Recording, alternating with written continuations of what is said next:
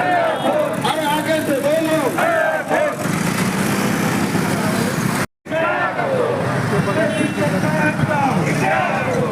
बोल मेरे भाई।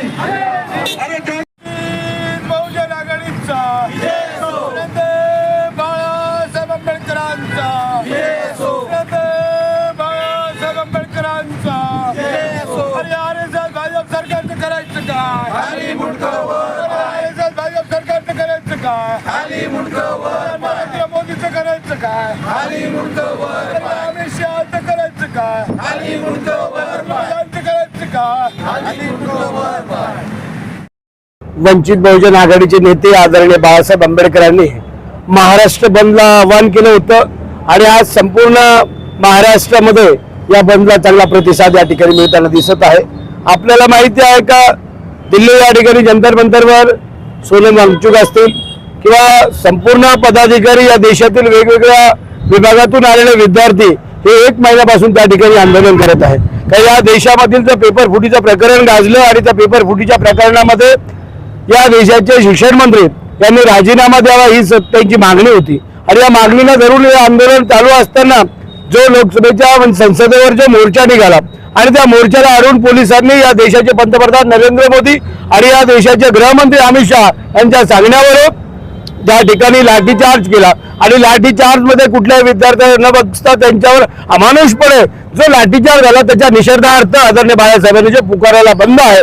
खऱ्या अर्थाने या महाराष्ट्रामधील सर्व पुरोगामी विचारसरणीचे असतील, व्यापारी असतील, सर्व संघटना असतील यामध्ये आजच्या याच्यामध्ये सहभागी झाले आणि सहभाग नोंदवून या महाराष्ट्राला दाखवून दिलं की आम्ही जे जंतर मंतरवर आंदोलन चालू आहे या आंदोलनाच्या पाठीमागे आहोत आणि संविधानाच्या बाजूने आम्ही आहोत, आंबेडकरवादाच्या बाजूने आम्ही आहोत। कारण या देशामध्ये असे अन्याय या ठिकाणी सहन केले जाणार नाही या पाठीमागची भूमिका आहे आणि यापुढचा जो आदेश आदरणीय बाळासाहेबांच्या माध्यमातून वंचित बहुजन आघाडीच्या माध्यमातून निघेल या विभागाच्या माध्यमातून तो पाळला जाईल आणि आजच्या या व्यापाऱ्यांचा या सर्व पंचक्रोशीतील ज्या ज्या लोकांनी या बंदमध्ये सहभाग नोंदवला त्या सर्वांचे मी वंचित बहुजन आघाडीच्या वतीने सर्वांचे धन्यवाद मानतो।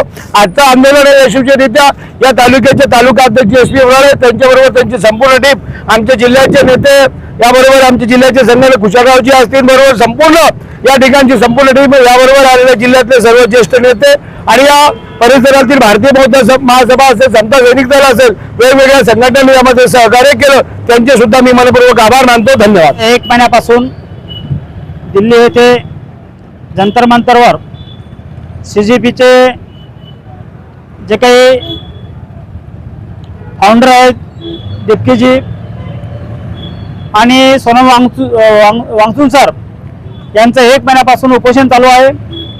त्या अनुषंगाने संपूर्ण देशामध्ये जे काही वातावरण चालू आहे, गेल्या 20 तारखेला 20 जुलैला या विद्यार्थ्यांचा संसदेवर मोर्चा आयोजित केला होता, परंतु या BJP सरकारने